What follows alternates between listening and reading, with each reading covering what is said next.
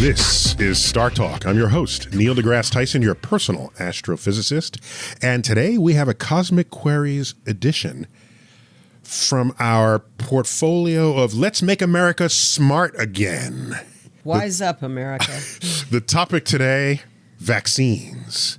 And we have one of the world's most knowledgeable people on the intersection of vaccines and the public's reaction to it. Lori Garrett. Lori, welcome to Startalk. Thank you. Thanks for, this is not your first rodeo. Nope. You're your third time with us. Yep. I had you for one. Bill Nye had you for another. Yeah. The first time I think we talked about the zombie apocalypse. Yeah. And Bill Nye, you talked about Ebola. Right. So this time we're talking about vaccines. So thanks for coming back. You bet. And my co-host, first timer. Yeah, I'm excited. Let me get your name right here. Felicia Madison. You got it. Felicia, welcome to Star Talk. Thank you for having You're me. a stand-up comedian and a producer of comedy. I am. That's a wonderful thing. And you also made sure to remind me you are a mom. I am. Of three kids, plus you're married to a fourth kid.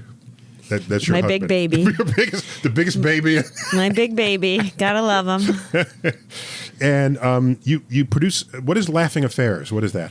It's a company that produces comedy shows for Okay. corporations. I do a lot of charity event. Nice. Yeah. Nice. Okay. All right. We'll keep looking for you out there. If you want to have an affair, make sure it's a laughing one. Oh, very nice. Tagline. So this is Cosmic Queries. We've solicited questions from our audience on the topic of vaccines, which is always in the news, especially lately. And I think there's a lot of misunderstanding about it. And Lori, you're here to set the record straight. And let me remind people, if I did my homework right, you won a Pulitzer Prize for your coverage of the Ebola virus. I did. As a science journalist. And right now you're with, what's the magazine? Foreign Policy. Foreign Policy. And you're a science journalist for foreign policy.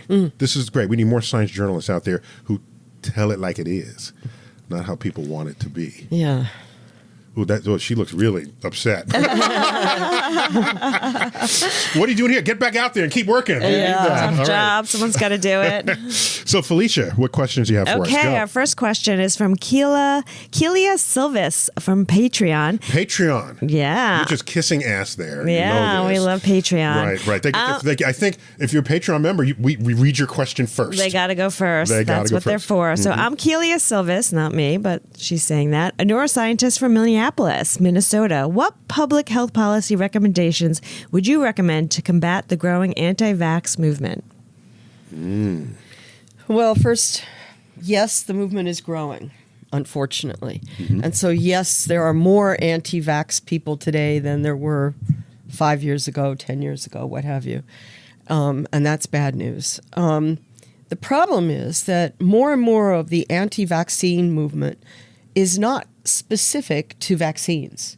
It's actually more an anti-government movement, a lack of trust in governance, which extends to include science and scientific admonishments that may come from government sources, whether it's public health leaders or, organized medicine, what have you. And it makes the battle of fighting this inappropriate, incorrect perspective about the role of vaccines in saving lives. It makes fighting it very, very difficult because you're not really fighting to the message. You're fighting to a larger social problem, a larger political problem that very few people in public health are prepared to address. They don't have the skills. They're very uncomfortable with politics, very uncomfortable with talking about, why, for example, is the anti-vaccine movement on one side, that would be the sort of Texas, Missouri, Deep South side, very tightly linked to Donald Trump and his politics, whereas the anti-vaccine movement on the other side, that would be places like Seattle, Portland, Northern California, very tightly linked to kind of a suspicion of government and drug companies coming from a sort of whole earth catalog place. How do you reconcile those and fight both of them? How do you deal with the fact that in Italy, the Five Star Movement, a decidedly populist, very right-wing movement, has taken over the Italian government, and they are, as part of their platform, opposed to all vaccines? How do you deal with the fact that one of the rising right-wing populist movements of France has as part of its catalog opposition to vaccines? So, Laura, you're bumming us out here. I know, I'm sorry. The question was, what solutions do you have? And you just said it's worse than we ever thought, and we should just give up. Well, if it were simply... I'm paraphrasing. You just said give up. I know. I didn't. But She did. She said give up. She did. But my point is, we had a moment of opportunity maybe 10 years ago when opposition was really about dealing with the facts. It was really about addressing specific concerns people had about vaccines. And today it's more and more disconnected from any kind of fact base at all and has more to do with kind of general political suspicions. We're asking you for a solution here. So, I mean, if we do want to address the facts and we do want to get people on board, one of the big problems we have to deal with in rich countries like the United States is that most people haven't really seen someone with measles. They haven't really seen a child face diphtheria. They haven't actually seen any of these diseases. And so they've grown very nonchalant about it. And it's easy to get cavalier. We even had Darla Shine, who's the wife of the White House communications director, Bill Shine, who has been tweeting that it's good for you to have measles. You should get your children exposed to all these, and they should get sick with all of them, because she, who of course has no medical training, falsely claims that they protect you from cancer. So we have all kinds of disinformation out there that needs to be constantly countered. And we have a fantastic toolkit available from multiple sites online, books, etc., to help you know how to give the correct information regarding the efficacy of vaccines and their safety. It's that famous. So you use an anti-dandruff shampoo, and I come to you and I say, "Why do you use an anti-dandruff shampoo? You don't have any dandruff." Right? So do you just have poster children who are completely infected with vaccine preventable diseases and say this could be your kid? Well, one of the things that has been happening is more and more parents of children with cancer are coming forward, going online, going on Facebook and so on, and saying, please vaccinate your children because my child's immune system has been devastated. And if your child is a carrier, my child will die. Right. And at that point, it becomes a very serious public health thing because it doesn't affect you alone. It affects other people. That's right. Because it's about herd immunity. So this is the other reason. Herd immunity. So this is the other reason that it gets so balled up with politics.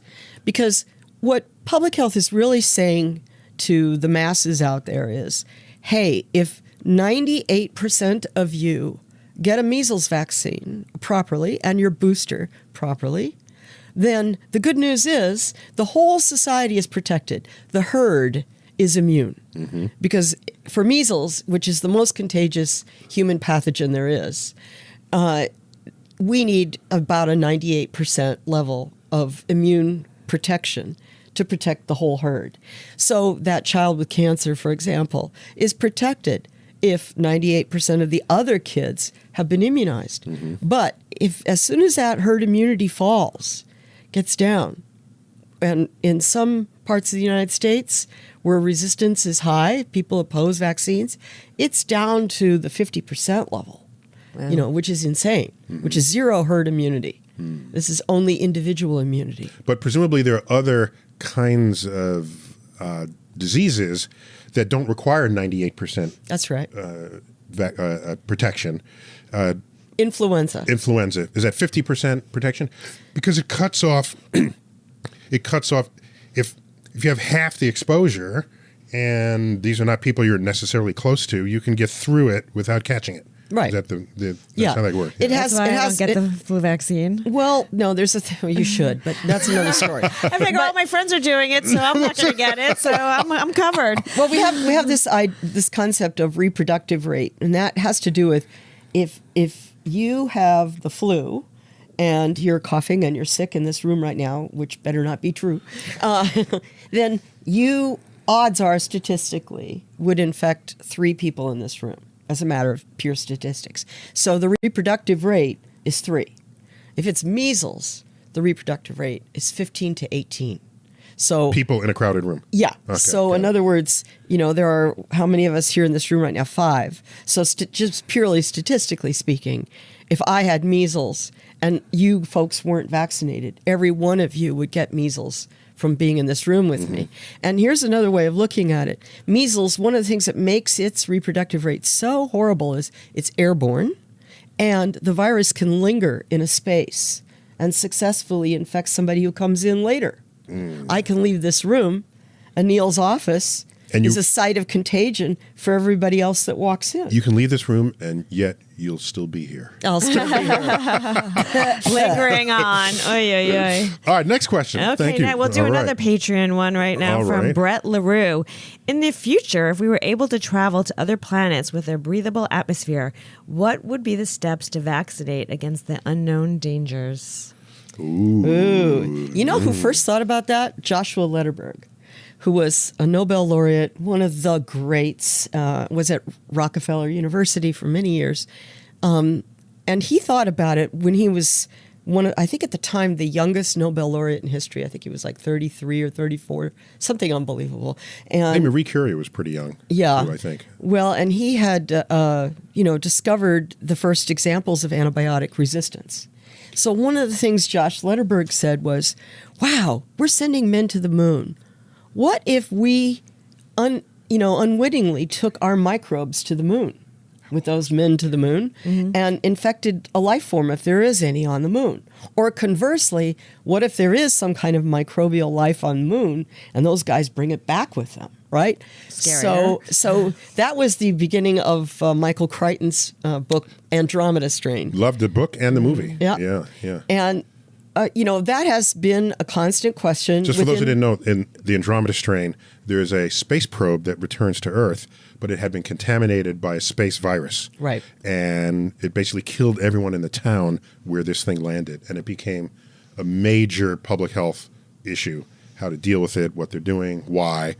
Was it militarized? Was it a project? What was going on? So a fascinating topic. Michael Crichton, the same author of Jurassic Park. Yes. Yeah. So that prompted NASA to look at this problem, and it's been constantly revisiting the problem. And in fact, in the current space station now, Well, there's a whole Microbiome. division of NASA, the Division of Planetary Protection, where you protect where you're going and you protect Earth coming back. Right. It's just in response to this. Yeah. right. So, And in the current space station, we had the twin brothers, the Kellys, who were We've identical. had one on Startalk. Yes? I don't know which one it was. the one who's running for Senate, or Okay. no? No, we had the better looking one, apparently. Scott or Michael. Oh, God. Well, one of them was in space and was the longest American in space. Scott Kelly, yeah. And while his brother was on Earth, and one of the things they did was test their own microbiome every single day, so that on Earth, one is keeping track of what microbes are inside his body, and in space, the other's keeping track of his. And you saw an actual clear change in space. While it's possible for an invading virus or bacterium to completely take out a whole population that has no immunity to it, such as what happened when the explorers went back and forth from Europe to North America and back. All right, there was smallpox. There was what's the other one? Well, influenza, smallpox, syphilis, all Syphilis. of it. Yes, syphilis actually went back to Europe. Right. So there's, and then it infects people. But the difference is there are human beings on both sides of the ocean. Right. So an interesting point of safety is, can you catch a disease that has no experience in your species at all? Right. Like, so for example, can an oak tree catch whooping cough? Answer no. No. And Maybe the Wizard of Oz trees can catch whooping cough. well, and or the another way of asking that is, why do we assume that a foreign life form, an alien life form, would have a 4 base pair DNA construct? Exactly. Yeah, the kinds of biochemistry to match and marry with our biochemistry so that anything can happen at all. So, right. So it may be safer than we otherwise thought, but I'd rather be on the safest side by putting in these precautions. And of course, the 2019, the 50th anniversary of the Apollo 11 landing, when they came back, they were put in quarantine in a little, what do you call it's not a Winnebago. What do you call it? Quonset hut. No, it was a silver version. What do you call the silver ones? Not the Jetstream. I love this game, Alzheimer's charades. Not Jetstream. It's a something stream. Airstream. Airstream. Thank you. Airstream. Thank you. Yeah. So I think they were in an Airstream. Ding, ding, ding, ding. There they were crowded near the little window looking out to have a conversation with people just to keep them quarantined. And what always worried me was, well, wait a minute. They had to get into that somehow. Yeah, how'd they get there? Yeah, how'd they get there? Well, the other side... What steps did they take? The other side was War of the Worlds. The premise was what saved the world was that the invader got infected by an earthly virus. Exactly. Do, do, do, do, do, Yeah, this do, is do. taking a creepy turn. In fact, wait. So funny you mentioned War of the Worlds. I keep with me a quote from the original book that summarizes the entire story.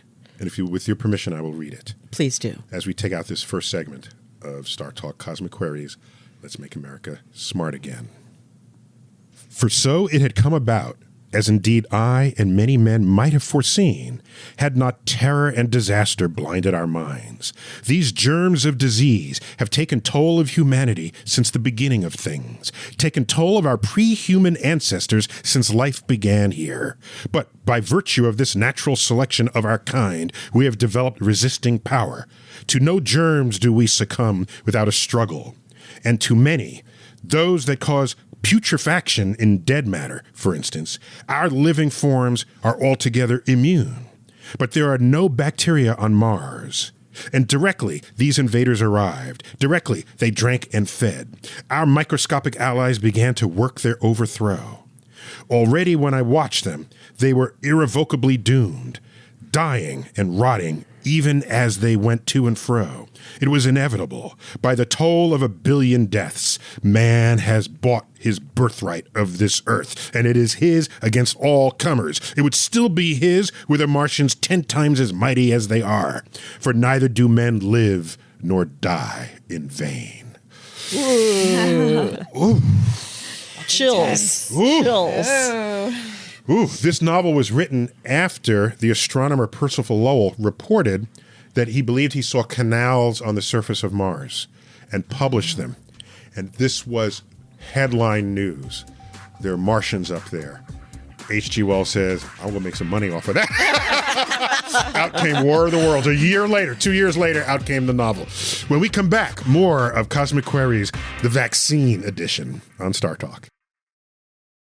We're back on Startalk. Let's make America smart again. Cosmic Queries edition. Vaccines.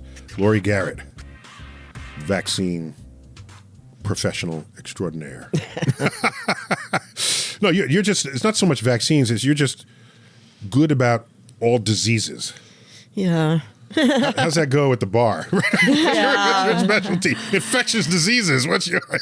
Well, That's a good pickup line. Yeah, the best way to kill romance is to just start talking about deadly pathogens. Deadly pathogens. Yeah. Felicia Madison, come on down. What's the next question? The next contestant is Thel Jacques on Twitter. What is the main driver that causes parents not to vaccinate their children these days? Well, it's Today, the number one driver, what would that be? doubting the safety of the vaccines themselves. Okay. And wasn't there a time when some people refused them on religious grounds? That continues. That's ongoing. Okay. And right now we have an outbreak in New York City that's among Hasidic Jews because there's a very high level of opposition religiously to vaccines. And our nation has always respected religious rules, provided that didn't infringe on other people's freedoms. So are they more likely to, is a public health agency more likely to allow a religious person to not vaccine rather than someone who just fears the vaccine? Well, you know, the thing is, the religious objections was like less than 1% of the population, so that was okay. Mm-hmm. But now 17 states have created a category called philosophical objection. Ooh. And that means pretty much anybody. It's the catch basin of any argument you have. Yeah. Wow. Okay. Sounds like something my kids are going to say to me. Yeah, Mom, I hate shots. I'm philosophically against needles. Yeah, if your kid says, I'm philosophically object, it's like, that's kind of like, you have no rebuttal to that because they've thought about it. They just don't want to go to school. Philosophically object to school. Because you have to fill out these forms. You can't go to school if you don't get the That's right. vaccines. Depending on the state you live in. Oh, really? Mm-hmm. Is there a state that is most egregious in this matter? Well, Texas is way up there. So, state of Washington is way up there, although they're now, because of their current measles outbreak, state of Washington has a bill before the state legislature, supported by the governor, that would eliminate the philosophical objection. So what you're saying is, echoing how we started this show, people now see their kids and their friends have measles. They're more likely to vote differently than if you live in a world with no measles. So Disneyland, 2014, Mickey Mouse et al., measles. It spreads because of a visitor who's infected, and all the not vaccinated people in Disneyland then disperse all over the country. California at that time had philosophical objection possibilities. The state boomerang, the legislature and the governor all said, okay, we eliminate all this. You can't go to school unless you're vaccinated. Now, California has one of the lowest rates of vaccine preventable disease in the nation. So it just took a real example. Took a real example.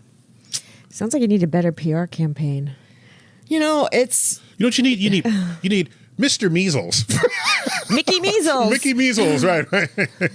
Well, you know, I mean, just to be sober for a moment, I'm one of the few people that could say, as an American, I've actually held a child in my arms that died of measles in my arms. Ooh. There's very few people in my generation, and certainly in younger generations, that have ever even seen the disease. And doctors today have a hard time diagnosing diphtheria or whooping cough or, even chicken pox. They just haven't seen them. And it creates a lot of resistance in the public mind. You know, my favorite objection, which I have often heard, is, it's not that I think there's anything... You mean the most laughable objection? No, it's the one that's kind of in chic vogue at the moment. Okay, it's not that there's anything specifically, some nasty chemical in the vaccine. It's just that they're giving too many vaccines. My children can't take so many. They need to space them out more. They can't, And I always say, look, a baby has only two jobs. Two jobs. One, look at everything and listen to everything to finish the hardwiring of your brain and to learn language and, what's going on in your world. And the second job, pick everything up and stick it in your mouth. Lick it. Slobber all over it. Grab another kid. Slobber all over them. You're programming your immune system. In any given day, a kid is picking up more junk off the floor and throwing it in to program their immune system than is contained in all the various shots they will have for their entire life. Nowadays, infants aren't getting all that, though, because parents are crazy. But what we know is if you don't do the grovel on the floor and stick the dirt in your face, you end up with asthma. You end up with autoimmune diseases because you've never properly got your immune system knowing what is foreign and what is friend. My sister has a barn, and she makes sure when they had the kid crawl around the floor of the barn. Yeah. He doesn't get sick. The guy, all his friends have all these allergies. He's got no allergies. I wonder if third children are healthier than first children because of that. Oh, yeah. Well, everyone always lets nothing touches the first kid, but the third kid. By then, the parents are like, go whatever. Yeah, whatever. We should study that. Felicia, next one. Next question. Okay, Alana from StarTalkRadio.net. I understand that science points to the benefits of vaccines, but there is still so much fear and disbelief as to their benefits versus harm. I would like to know why they use the chemicals and preservatives they use. Aluminum, formaldehyde, coloring, polysorbate. Why haven't they moved forward with better vaccine technology? And what is the real statistics around the effectiveness versus injury in children and adults? Ooh. Long question. Well, let me take the preservatives part because that is the objection that has been most commonly raised amongst those that fear there's a contaminant that will poison their child. And then Separate from the vaccine itself. Yeah, Okay. that's used because you want the vaccine to be stored. You don't want to have to make it every day. Right. Right? And especially when you're going overseas into humid, hot climates and so on. You need a vaccine to be able to withstand a range of temperatures and so on.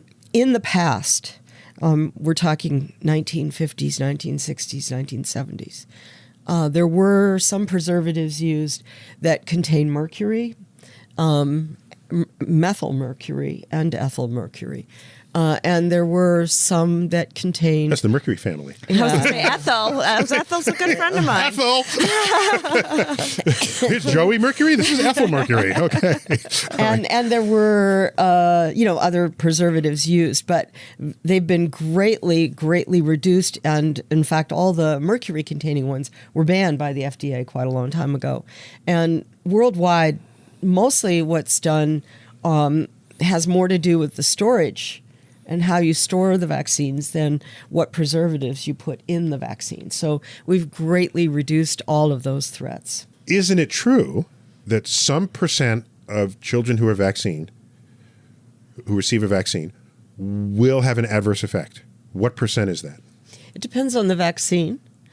And on the child's health at the time they receive a vaccine. And also what you're calling an adverse effect.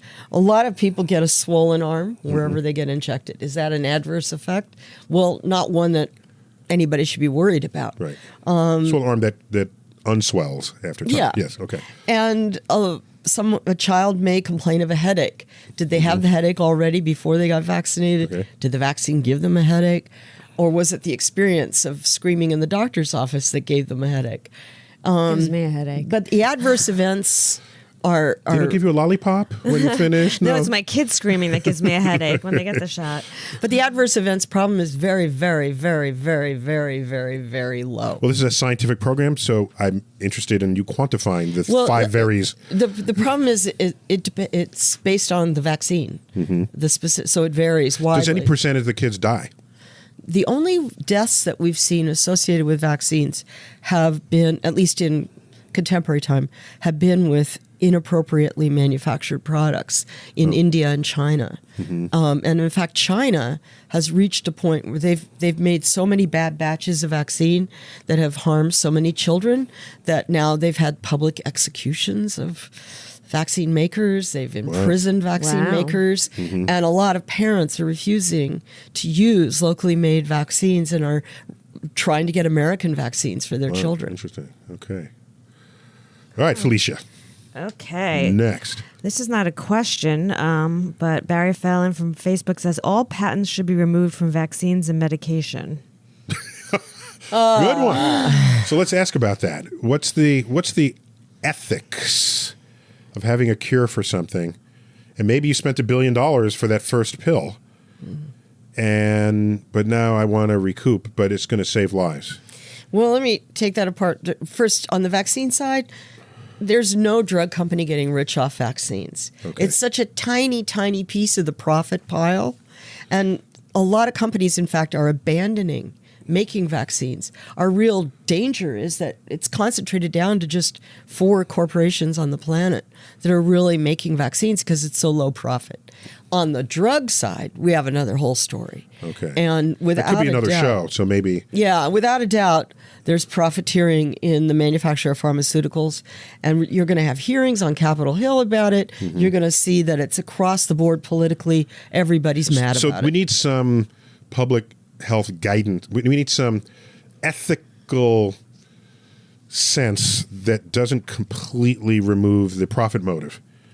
There's got to be some middle ground in there. But, here's the thing. When the people blame patents, and believe me, I'm not a big defender, but when they blame patents, they fail to notice that right now the biggest profiteering, skyrocketing, is in the generics industry.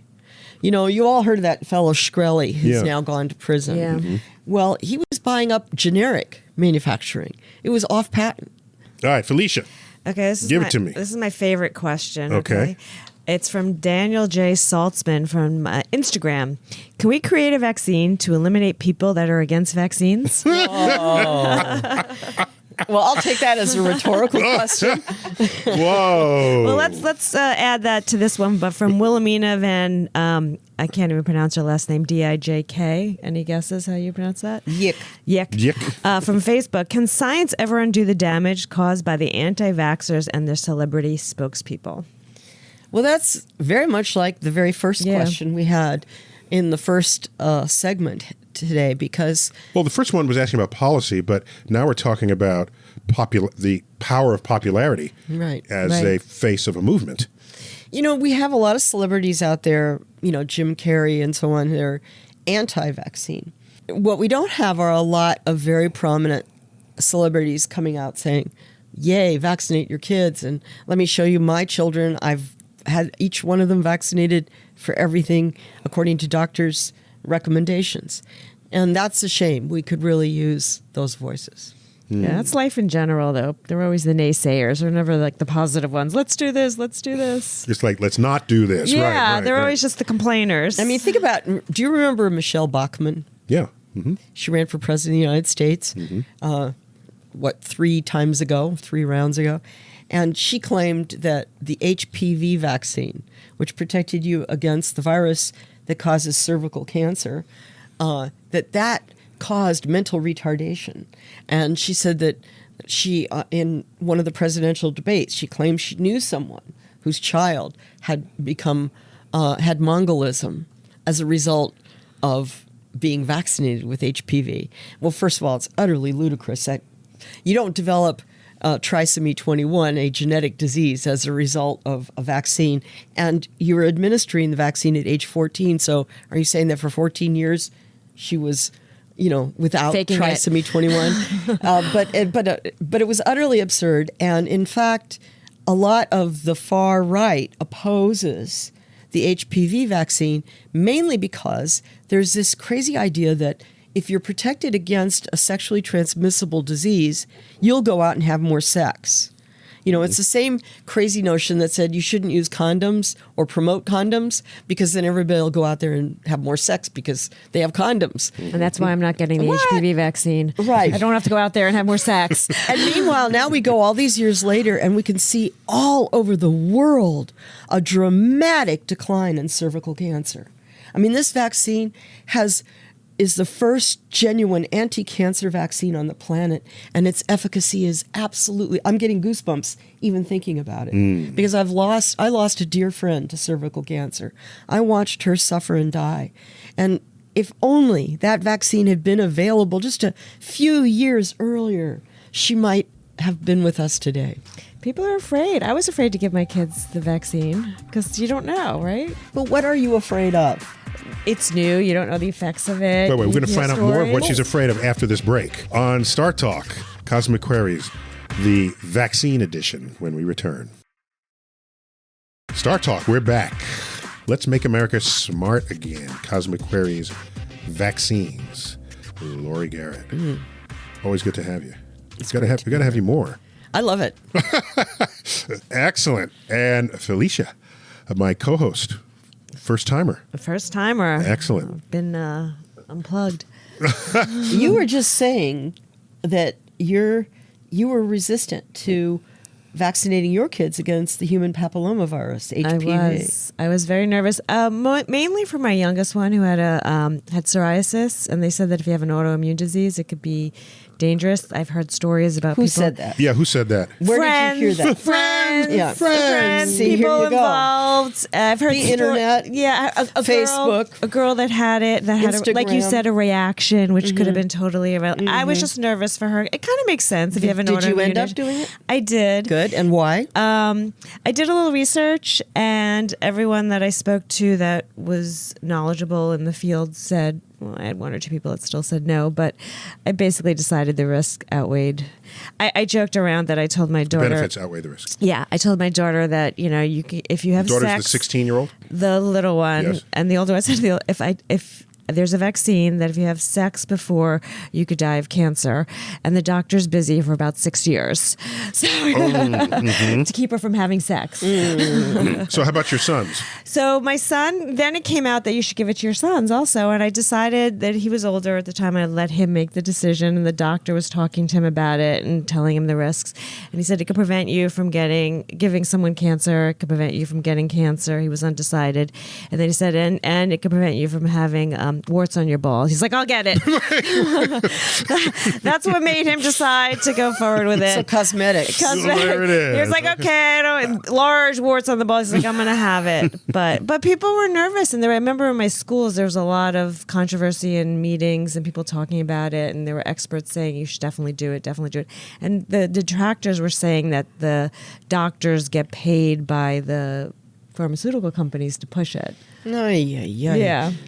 You know, what we've seen worldwide is such a dramatic reduction in the numbers of women all over the world dying of cervical carcinoma.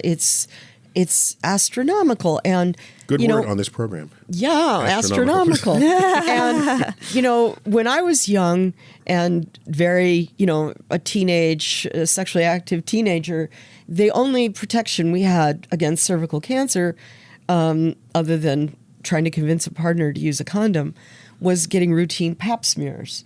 Well, the pap smear is actually detecting that you already have it. So it's already showing that cells are beginning to transform, and at the very least you have what's called dysplasia, precancer, in your cervix or cervical area. So that's like, oh, the horse is already running down the hill. Somebody please lock up the barn. It's like the radiation badge you wear in nuclear power plants. Right. It's you hand it in and say, okay, you were exposed today. Yeah. You'll die in 18 hours. Oh, thank you. Badge turned black. Happy news. Yeah. Whereas now people are tested for the presence of HPV viruses. And so you're actually not waiting to see, do you have transformed cells? You're waiting to see, are you infected with the virus that will transform those cells and lead to cancer? And good news is we have a vaccine so that you don't even have to worry about it. There you go. You have to get Next it. question. You have to get it before you have sex. So, okay. Lee Daly from Facebook says, "I've been hearing of children and teenagers asking doctors to be vaccinated without their parents knowing. Is it possible for doctors to do this, or would it be considered unethical?" So these are presumably they're minors. At this point. And this is a new trend where we only have anecdotal reports of it in various places around the United States and in Europe, but it does seem to be happening, and that is parents who refuse to vaccinate their children at the appropriate ages before age 5. Now those kids are growing up. They're about to go off to college where they will be exposed and live in dorm rooms and so on with other kids that potentially could be carriers, or they are carriers, or they might expose the other kids. So these are kids who are more rational than their parents were. More rational than their parents, and are going to their pediatrician and saying, I want the shots. But if they're 12, can a pediatrician do that? No, the pediatrician is going to have a long conversation with the parents. Okay, so at age 18, can they do it? Yes, in most states, and in fact, in many states, at 16 they can do it. Okay. It just depends on the state law. All right. It's probably too late for many of these kids if their parents are anti-vaxxers, right? It's one of the things I say to parents that express doubts is I say, do you really think that when your child is 20 years old and now has wanderlust and wants to travel and do the thing that kids do in college, travel and let's go to Morocco and check out Algeria and Casablanca and blah, blah, blah. Do you really think they're going to say, thanks a lot, Mom and Dad, for making me vulnerable to every single darn disease I'm going to be exposed to because you refuse to let me get vaccinated? Okay, this is from JTR Machine from Instagram. What is a measles? What is a measles? That's what he said. Good question. What is measles? I'll re-ask the question. When you get the measles, what the hell is going on in your body?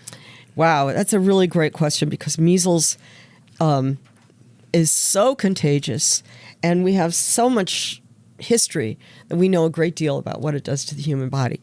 When measles gets in, you inhale it. It very quickly goes through your lungs and into your bloodstream. So it is, almost immediately systemic. But here's the really tricky thing that makes it so hard to conquer it. you can be infected and have no symptoms for a couple of weeks. Ooh. So you're a carrier. You're a carrier, and you don't know it. You're not being a bad person. You just don't know. It's being an awesome virus. It's an awesome virus. Right. Because it takes care of its host for a really long time. Because if it killed you instantly, it wouldn't be able to spread itself. Right. Well, that's why Ebola, we have yet to have a world epidemic of Ebola, because you are immediately debilitated. You're so sick. You're not out tromping around. Mm-hmm. And in the case of measles, people so it means the best viruses from a human survival standpoint are the most deadly. The best viruses from their own perspective. No, I'm talking about from my perspective. Oh, yeah. Super deadly. Rabies. Rabies, in the absence of vaccine, rabies is 100% deadly to humans. Mm-hmm. To all mammals, even. Yeah, all mammals. Yeah. So you get exposed, you die, and it's fast. Mm-hmm. But you're not going to give it to anybody else. Right, because you're dead on the floor. Right. You're dead, and you have to bite them. And you have to bite. So, it's a kind of vampire virus. You have to be infected and cannibalistic. Right. Okay. So what is measles? So the first symptoms of measles would be very hard to distinguish because it's fever, it's malaise, it's achy muscle, all the stuff that is like, oh, I have the flu. It's similar. Until you get the distinctive red splotches, which is petechia. And this is because your capillaries are responding to the virus. And you get these little tiny red, and then the red splotches join, and then they look like big red, I'm getting all itchy blobs. Listening to you describe this. I'm examining my body. I know. As she's Wait, I think I saw something earlier. You have what's called medical student disease. Oh, is that it? They get As everything they learn study? about it, they start feeling it. Yeah, I'm itching now. Mm. And then at that point, you're feverish and you're down for the count, and you're just going to tough it out. And it really is your immune system able to muster a response or not? When I was a child, I had measles, and it was before there were vaccines readily available. I had chickenpox. I had rubella and rubeola. So I went through the list. And in every case, sound like ice cream flavors, rubella.